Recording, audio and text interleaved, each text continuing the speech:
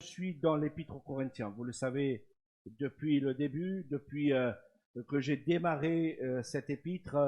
Elle est longue, hein. Il y a plusieurs chapitres dans cette épître et je me dois quand même de faire la continuité. De toute manière, c'est quelque chose que je ferai jusqu'à la fin, en tout cas de l'été. Sûrement en septembre, j'arrêterai un petit peu et puis nous reprendrons après, peut-être un petit peu plus tard, par la suite. Je suis au chapitre 5 de la première épître aux Corinthiens. Le chapitre 5 de la première épître aux Corinthiens. J'ai donné un titre à ce message, de la sagesse concernant le péché dans l'Église. Alors, avant de lire ce chapitre, j'ai l'impression d'avoir un écho, mais je suis pas habitué, c'est peut-être pour ça. Donc, je voudrais juste démarrer avec deux petites blagounettes.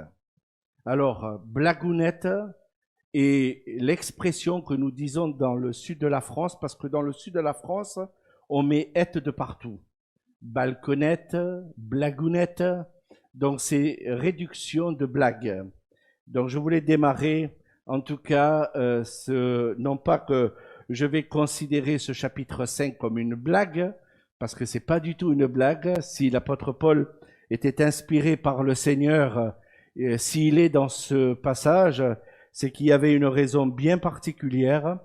Et je pense que l'apôtre Paul va enseigner cette Église à se rappeler qu'il y avait du désordre dans cette Église et qu'il y avait besoin de rappeler cela à cette Église. Alors mes deux petites blagounettes. C'est l'histoire du chaperon rouge, modifié à ma sauce à moi. D'accord? C'est ma sauce, c'est mon histoire, c'est mon invention, d'accord, de cette histoire. Donc vous connaissez le petit chaperon rouge, c'est l'histoire d'une petite fille qui traverse une forêt et qui va voir sa grand-maman. Elle lui apporte, pour moi, elle lui apporte une petite galette et un petit pot de confiture. Soudain, elle rencontre dans la forêt un crapaud sur lequel elle allait poser le pied. Vous imaginez le crapaud? Ne m'écrase pas, ne m'écrase pas. Étonnée, notre aventurière s'exclame, mais qui me parle? Oui, explique le crapaud. Une vilaine sorcière m'a changé en crapaud, mais auparavant j'étais un beau musicien. Si tu me fais un petit bisou, je redeviendrai normal. Aussitôt, la fille prend le crapaud, le met dans sa poche. Mais qu'est-ce que tu fais? Demanda le crapaud étonné. Ben, je gagnerai plus d'argent avec un crapaud qui parle qu'avec un beau musicien. Fin de la petite blagounette.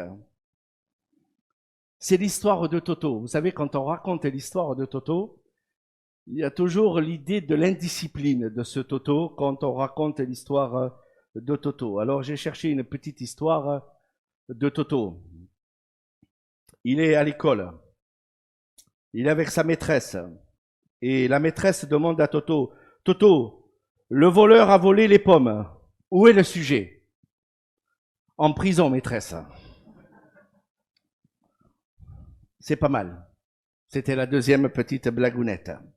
Alors la discipline dans l'Église est un sujet qui est important.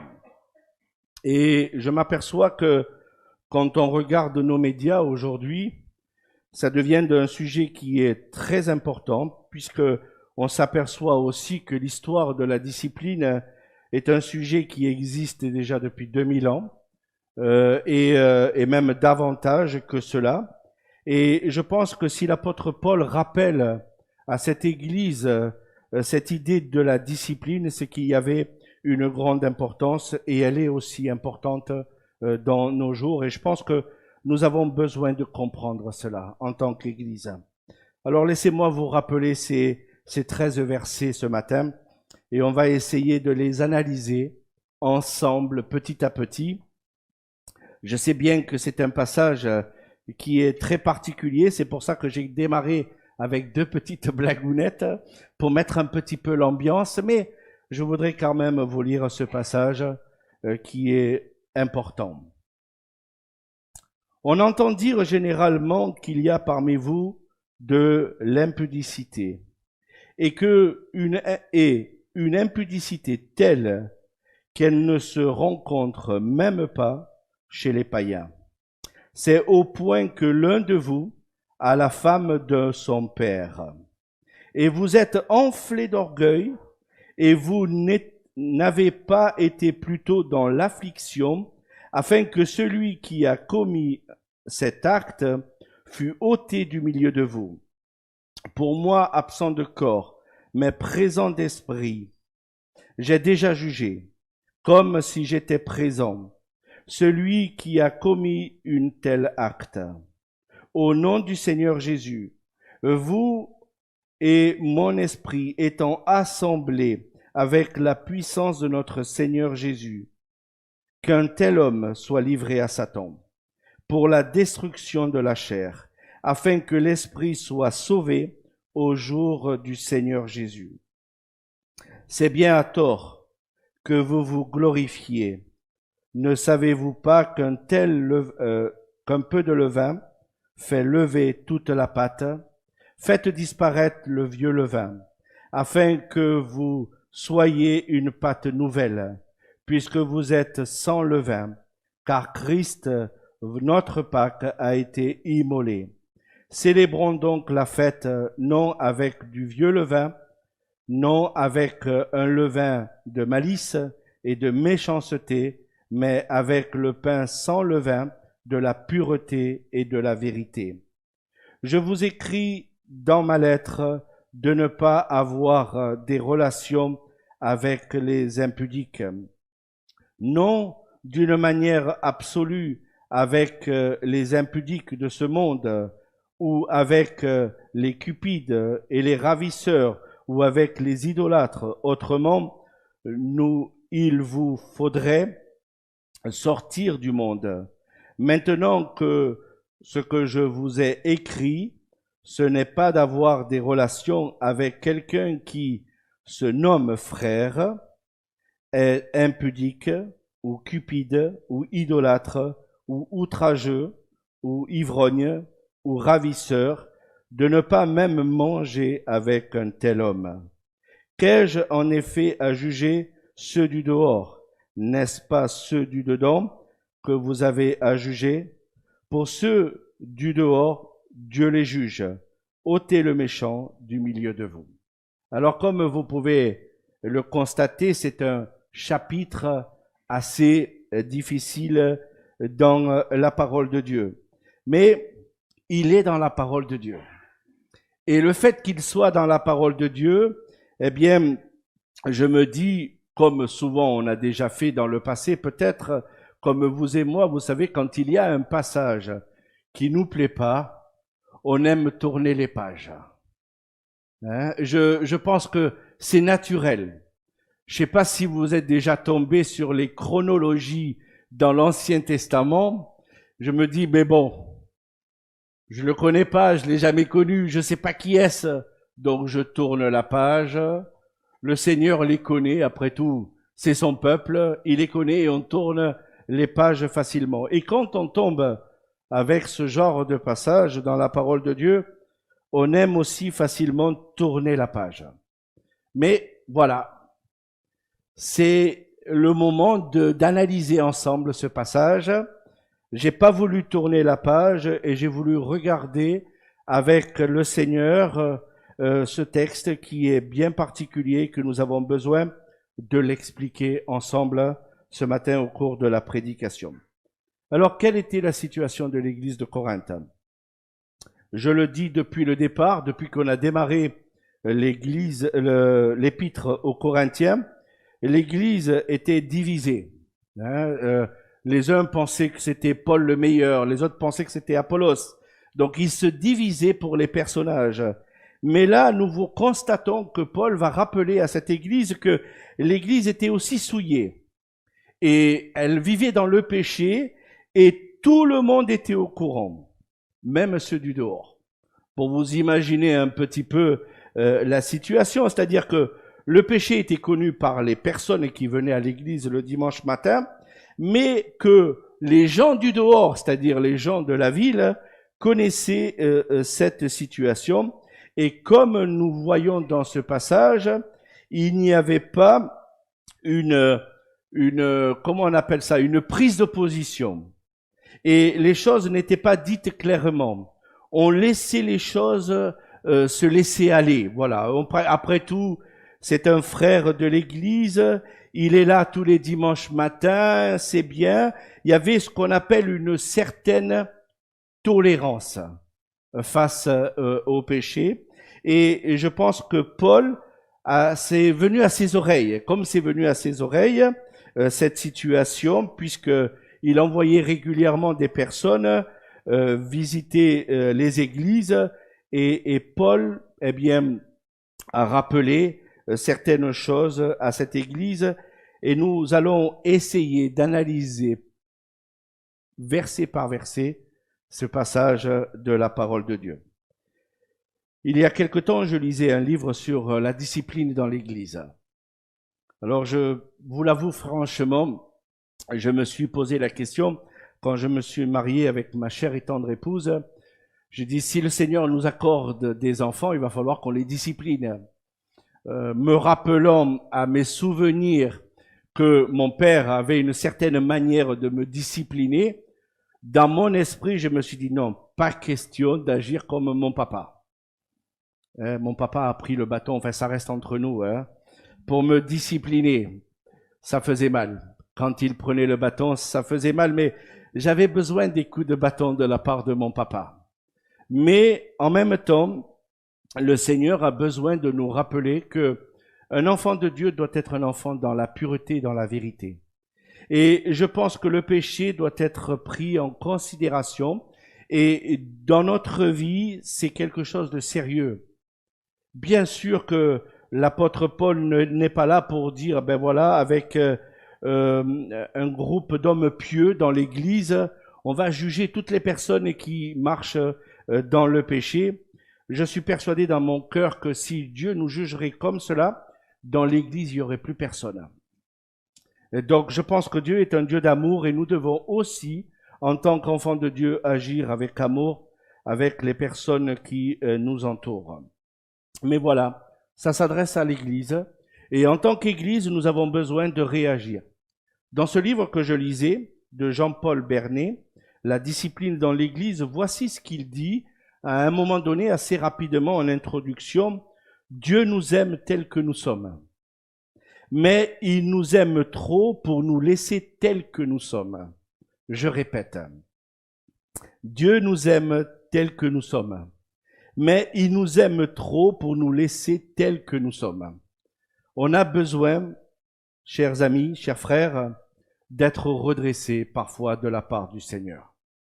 On a besoin de fonctionner comme le Seigneur le désire parfois dans nos vies. On sait bien que nous ne sommes pas des personnes parfaites, loin de là. Mais en même temps, je pense qu'on a besoin de nous rappeler comment le Seigneur veut que nous fonctionnons dans l'Église locale. C'est pour ça que j'ai noté assez rapidement dans le titre de mon message ce matin, de la sagesse concernant le péché dans l'Église.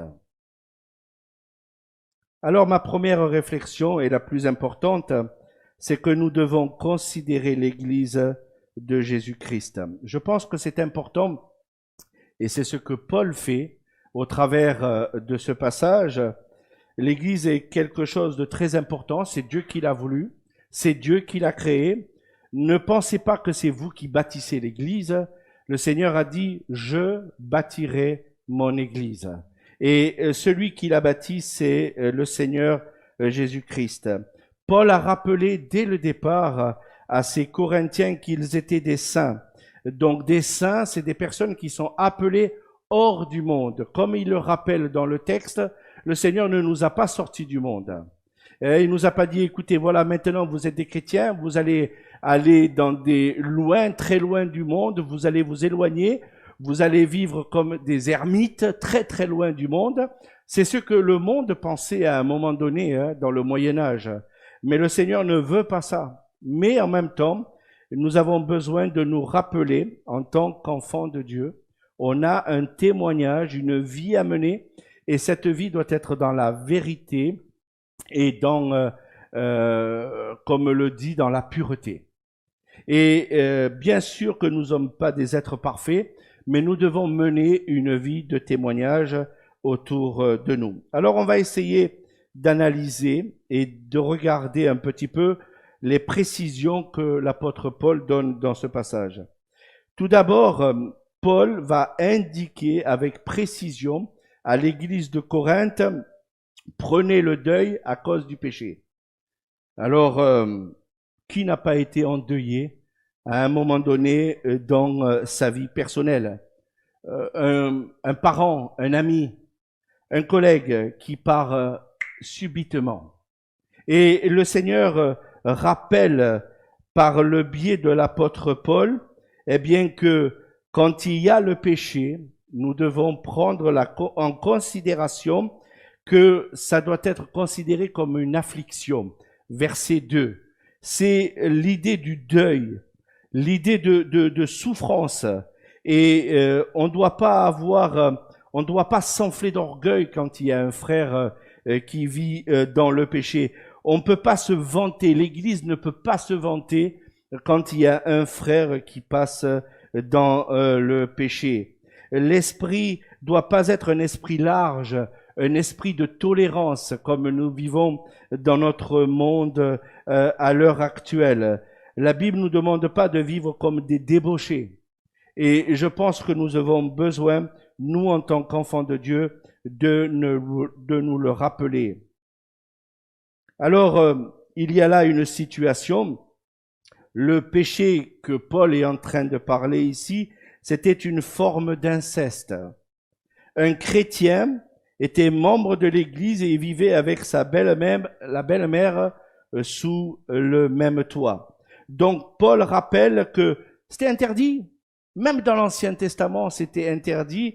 Et les païens ne le vivaient même pas. C'est-à-dire que les contemporains de l'apôtre Paul ne vivaient pas cette situation. C'était quelque chose d'interdit. Et je pense que nous avons besoin, nous, en tant qu'enfants de Dieu, de nous le rappeler. Alors, ça ne veut pas dire, et je voudrais quand même vite fermer la porte, c'est pas parce que l'État nous autorise à faire certaines choses avec les lois que nous avons l'autorité, nous, en tant que chrétiens, de dire, eh bien, l'État l'autorise, donc j'ai le droit de vivre comme cela. Je pense qu'il y a des choses qui sont claires dans la parole de Dieu et nous devons bien sûr le considérer. On va essayer de l'analyser assez rapidement. Tout d'abord, Paul fait allusion à l'Ancien Testament, Lévitique chapitre 18, et qui disait clairement une chose. Je vais reprendre ce texte, Lévitique chapitre 18, pour vous rappeler ce que Paul est en train de rappeler. Je tiens quand même à vous signaler que Paul connaissait très bien l'Ancien Testament et il va rappeler simplement à cette église, eh bien, rien que la loi de Dieu indiquait que c'était interdit ce que ce soi-disant frère était en train de vivre. Lévitique chapitre 18, les versets 6 à 8. Nul de vous ne s'approchera de sa parente pour découvrir sa nudité. Je suis l'Éternel. Tu ne découvriras point la nudité de ton père, ni la nudité de ta mère. C'est ta mère. Tu ne découvriras point sa nudité.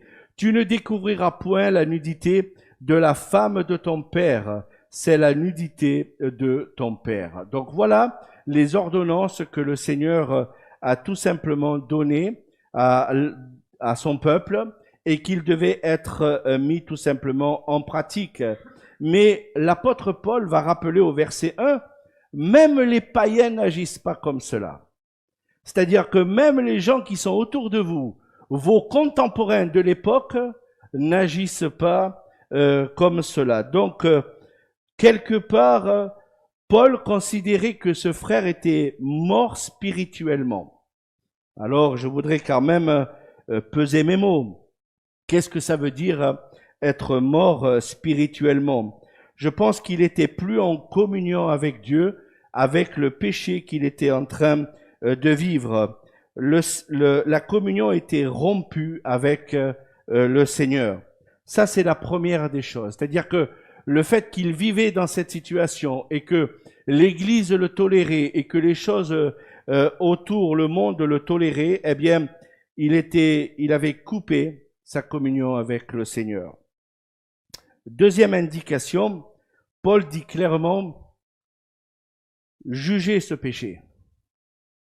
Alors, il est donné là la responsabilité en tant qu'Église de juger ce péché. C'est-à-dire que l'Église devait prendre acte de ce péché qui était en train d'être vécu par les personnes qui étaient là et qui étaient en train de vivre comme cela. Quelque part, il était en train de dire tout simplement que l'Église discipline ce frère. Voilà ce que Paul est en train de dire, que l'Église discipline ce frère qui est en train de vivre dans le péché. Alors le but n'était pas de prendre les revolvers ou je ne sais pas quoi, d'aller voir ce frère pour l'abattre littéralement. Enfin, je pèse mes mots quand je dis ce genre de choses, mais vous savez, discipliner un frère dans l'Église qui vit dans le péché, c'est quelque chose qui est très difficile à faire. Une des premières choses que j'ai mis dans mon esprit, je me suis dit, Seigneur, tu veux vraiment que je discipline un frère? Mais c'est un frère, il est comme moi. Je sais très bien que je suis pas parfait.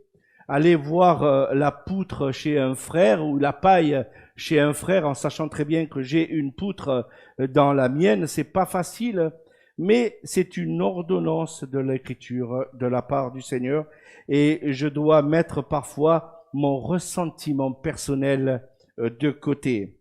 Ça veut pas dire que je dois prendre le péché et le balayer sous le tapis. Vous savez, ma mère me demandait souvent, Nicolas, prends le balai et va nettoyer ta chambre. Vous savez ce que je faisais? Je prenais le balai, il y avait là un magnifique tapis, je le soulevais et puis je mettais la poussière en dessous le tapis. Ma mère me criait tout le temps parce que ma mère levait le tapis de temps en temps. Et je pense qu'elle me criait dessus pour me rappeler que c'est pas comme cela qu'on doit faire. Et l'apôtre Paul disait que c'était pas comme cela qu'on devait agir. Et je pense que il va dire des choses qui nous paraissent parfois difficiles, dures à comprendre, mais je voudrais vous lire la Bible. C'est pas mes paroles à moi. Ne pensez pas que ce soit mes paroles, mais verset 2. Ôtez du milieu de vous. Verset 5. Qu'un tel homme soit livré à Satan. Verset 7. Purifiez-vous. Verset 13. Expulsez du milieu de vous. Je me dis, waouh, c'est quand même des paroles directes. Imaginez qu'un enfant chez vous vienne prendre un peu d'argent dans votre porte-monnaie. Directement en prison, mon fils. Tu m'as volé dans mon porte-monnaie, tu vas aller en prison. N'est-ce pas? Nous, on n'agirait pas comme cela avec nos propres enfants, n'est-ce pas? Et je pense que l'apôtre Paul donne des directives pour que nous puissions faire comprendre que le péché, ça doit être pris en considération au sein de notre vie et au sein de l'Église. Oui, nous sommes des enfants de Dieu, nous sommes des enfants de lumière et nous devons marcher en tant qu'enfants de lumière. Quand il y a le péché, il y a automatiquement une brisure, une coupure avec Dieu et l'homme et l'être humain. Et je pense que nous avons besoin de nous le rappeler. Alors, que signifie donc livrer un homme à Satan? J'ai essayé de comprendre un petit peu et j'ai voulu chercher un peu une explication à ce genre d'expression que nous avons dans la parole de Dieu. Et en lisant un petit peu quelques commentaires sur ce passage, j'ai trouvé une explication qui me paraît honnête et transparente par rapport à ce texte. Je vous la lis telle quelle je l'ai récupérée dans le livre que j'ai lu, dans le commentaire que j'ai lu. Un chrétien est en communion avec le Seigneur et avec son église locale. Une couverture spéciale le protège de Satan. Mais quand sa communion avec Dieu est rompue et qu'il est excommunié de l'église locale, il est en proie facile à l'ennemi. J'aime beaucoup cette explication. Dieu ne nous enlèvera pas le salut et un enfant de Dieu qui marche dans la désobéissance ne perd pas son salut. C'est pas l'Église qui donne le salut. Moi, je voudrais rappeler ce que Richard Visser fait depuis quelque temps, une série sur le salut. Le salut est une affaire personnelle. Mais Dieu, quand il nous l'a donné, le salut, il va pas venir le reprendre. Dieu ne joue pas avec nous. Quand nous acceptons Jésus-Christ dans notre cœur, c'est une affaire qui est résolue. C'est pas parce que nous allons vivre dans la désobéissance ou dans le péché que Dieu va dire, écoute, voilà, tu es désobéissant, de toute manière, il nous connaît depuis toute l'éternité. Donc, il savait notre manière de vivre, mais Dieu ne va pas nous donner un truc un jour et nous l'enlever le lendemain parce que nous sommes désobéissants. L'être humain fonctionne comme cela. Quand un enfant chez vous désobéit, qu'est-ce que vous faites? Vous le privez. Enfin, pendant quelque temps, parce que vous l'aimez tellement. Je vais te supprimer ton jeu. Je vais te supprimer ton smartphone. Je vais te supprimer ceci. Je vais te supprimer cela. À l'époque, mes parents ne pouvaient pas dire ça. J'avais pas de jeu, j'avais pas de smartphone, j'avais rien du tout. Par contre, ma mère me disait, comme j'étais quelqu'un de gourmand, Nicolas, je vais te priver de galettes, je vais te priver de nourriture. Elle me disait pas, je vais te priver de spaghettis parce que c'était le plat national à la maison. Mais pour vous montrer que aujourd'hui, malgré le fait qu'on veut essayer de priver, on a tellement d'amour pour notre enfant que quelque part on le redonne assez rapidement. Dieu est parfois comme cela avec nous. Quand nous sommes des enfants désobéissants, eh bien cela nous éloigne de Dieu. Et à un tel point que cela nous éloigne de Dieu que Paul rappelle à cette église, eh bien oui, ôtez-le du milieu de vous. S'il continue à vivre dans le péché, cette personne, si elle continue à vivre dans le péché, ôtez-le du milieu de vous. Qu'un tel homme soit livré à Satan, c'est son problème, c'est pas le vôtre. Vous avez fait ce que vous avez à faire, vous êtes allé le voir, vous lui avez parlé, vous lui avez conseillé, vous lui avez dit, vous l'avez instruit. S'il veut continuer à se livrer dans le péché, qu'un tel homme soit livré à Satan. Purifiez-vous, sortez le fruit pourri de la corbeille. Et c'est ce que Paul est en train de dire. Sortez le fruit pourri. Parce que vous savez très bien que si vous laissez un fruit pourri dans la corbeille, ça va contaminer les autres fruits. Paul rappelle cela, et je pense qu'en tant qu'Église, on doit être très très sage par rapport à cela. Je pense que quand il y a des situations qui sont là et qui doivent être analysées, je pense que nous devons avoir de la sagesse en tant qu'Église, de nous approcher de Dieu, de dire Seigneur, qu'est-ce que nous devons faire pour telle ou telle situation? C'est pour cela que nous devons prier les uns pour les autres. Je crois à cette prière qui est efficace. Je crois à cette prière qui peut nous rappeler que nous sommes des témoins sur cette terre et que nous devons marcher en tant qu'enfants de lumière. Si nous sommes des personnes qui sont des enfants de lumière, eh bien nous devons éclairer le monde et ne pas vivre comme le monde. Alors, les péchés qui sont cités sont clairs.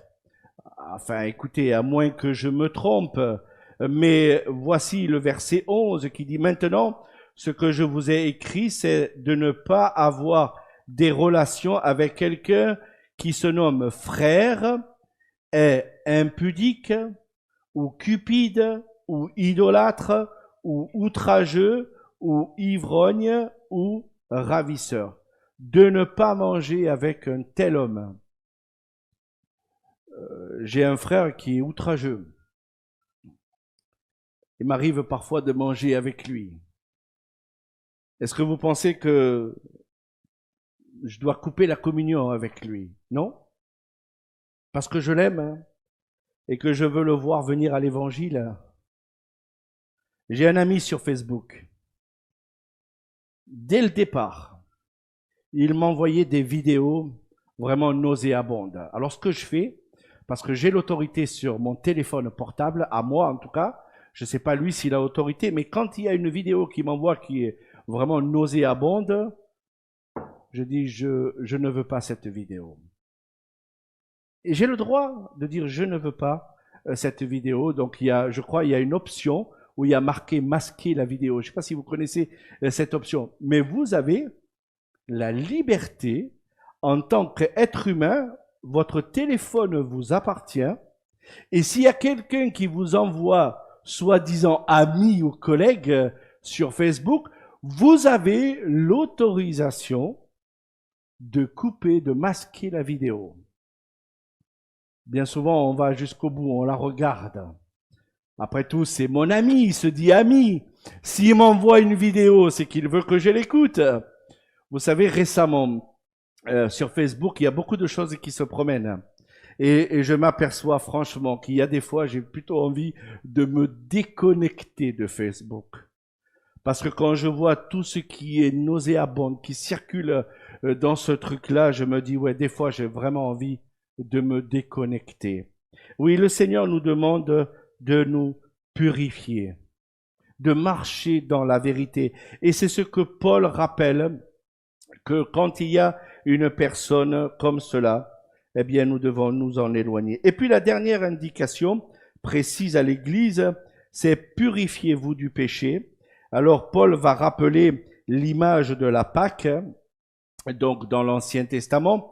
Il va donner les explications au verset 6 jusqu'au verset 8, et il va rappeler qu'un peu de levain fait gonfler assez rapidement la pâte.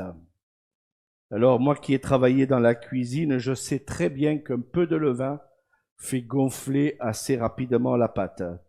Une année, j'ai voulu faire un pain à ma façon, à moi, et puis je me suis aperçu que le levain avait fait déborder la pâte un petit peu de la casserole, du saladier. Je m'y attendais pas, ouais, mais j'en avais peut-être mis un peu trop de levain. Eh bien, ce que Paul rappelle, que cette histoire de levain doit être supprimée.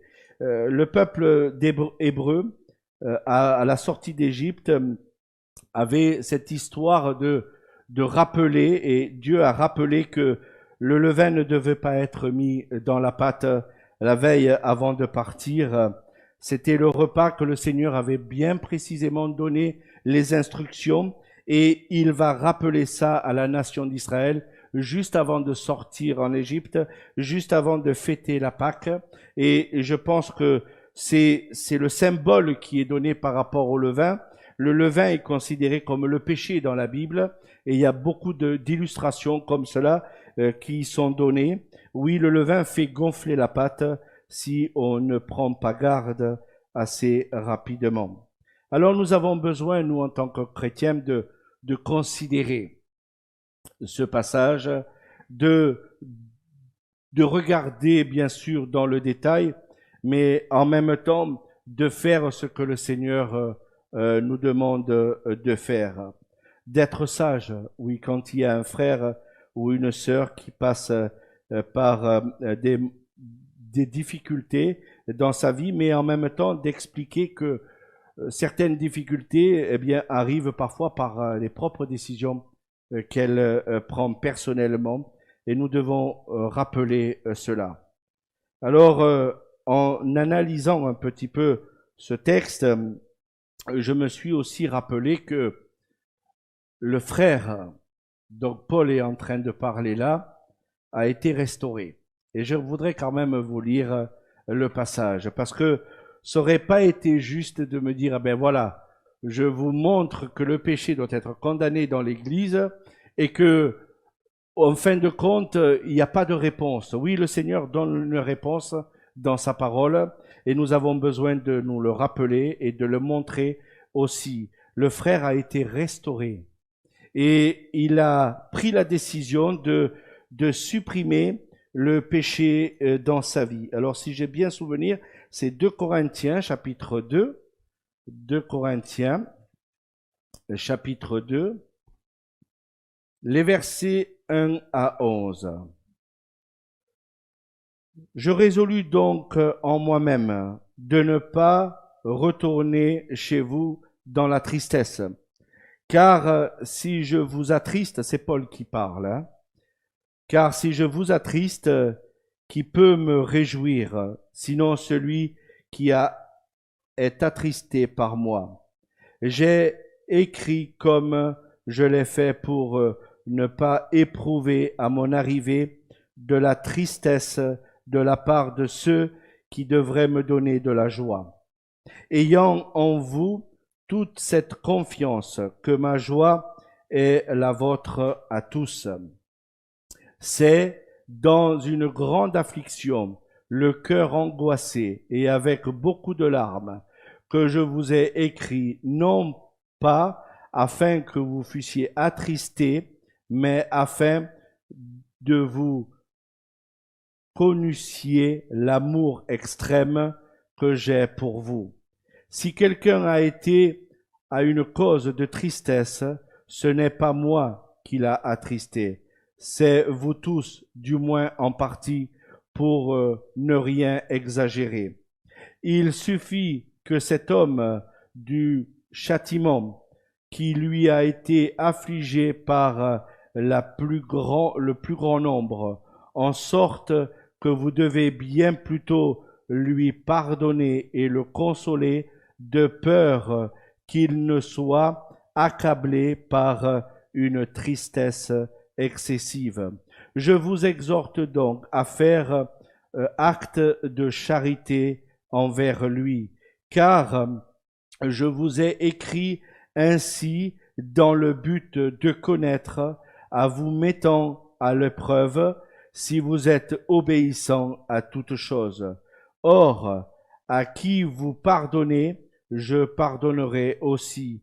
Et ce que j'ai pardonné, si j'ai pardonné quelque chose, c'est à cause de vous en présence de Christ, afin de ne pas laisser à Satan l'avantage sur vous, car nous n'ignorons pas ses desseins. Qu'est-ce que Paul est en train de rappeler à cette Église? Eh bien, si ce frère est venu vers vous pour dire, d'accord, j'ai vécu dans le péché, je veux abandonner, je vous demande pardon et je veux marcher en toute nouveauté de vie, eh bien, la Bible nous demande de lui pardonner. C'est ça la sagesse que Dieu nous demande à vivre au sein de l'Église. Par contre, si ce frère ou cette sœur continue à s'entêter, bien vous connaissez le résultat, n'est-ce pas? C'est de l'ôter du milieu de nous. Je pense qu'à un moment donné, et je le dis souvent, derrière cette chair, toute âme qui est ici-bas sur cette terre devra rendre des comptes à Dieu. C'est vrai qu'on peut dire nous sommes pardonnés, purifiés, que Jésus-Christ a changé notre vie. J'ai pris pour exemple que Jésus-Christ est mon appui. Oui, si vous êtes un enfant de lumière, si vous restez en tant qu'enfant de lumière, mais si vous vivez dans le péché, la couverture que Dieu vous a donnée, eh bien, peut être supprimée. Et bien sûr que les choses peuvent arriver assez rapidement. Alors, je voudrais quand même vous rassurer. Dieu ne juge pas automatiquement rapidement. Dieu est plein d'amour. Et il nous laisse parfois dans un chemin rempli d'amour. il nous laisse le temps de réfléchir. Comme cette vidéo, vous savez, que vous recevez de temps en temps sur Facebook et que vous dites, mais bon, je la masque ou je la masque pas? Eh bien, avec le péché, c'est exactement la même chose. Je pense qu'on a besoin de nous le rappeler. Oui, quand on est dans la désobéissance, quand on est dans l'erreur, quand on n'est pas dans la vérité, quand on est loin de Dieu, tout simplement, eh bien, le Seigneur nous demande simplement, voilà, si tu continues à t'alimenter de ces choses-là, eh bien, Dieu va enlever cette couverture de communion avec toi. Et je pense que, bien sûr, qu'il est important de nous le rappeler. Alors, bien sûr qu'on n'a pas envie que Dieu nous supprime cette intensité que nous avons avec lui, mais on a besoin parfois d'être repris par le Seigneur. On a besoin parfois d'être repris par le Seigneur. Si le Seigneur nous met des parents qui nous ont repris, je pense qu'en tant qu'enfants de Dieu, on a besoin parfois d'être repris. Dieu ne veut pas que nous nous entêtions dans le péché. Dieu veut nous purifier, Dieu veut nous rendre plus blancs que la neige. Et au plus vous vous approcherez de Dieu, au plus vous serez un enfant de Dieu, plus blanc que la neige. Mais en même temps, parfois, on a besoin de nous le rappeler qu'une vie, parfois, eh bien, mérite une analyse personnelle, de se dire, voilà, je suis dans le péché et je veux que ce péché soit éloigné de moi. Alors, je te demande pardon, Seigneur, purifie-moi, rends-moi plus blanc que la neige, mais en même temps, nous avons besoin bien de rappeler ce que Paul a rappelé et en même temps d'agir comme Paul l'a rappelé aussi, de pardonner, de consoler, de restaurer un frère, une sœur qui passe par le péché. Nous avons besoin, en tant qu'enfants de Dieu, de nous le rappeler. Amen.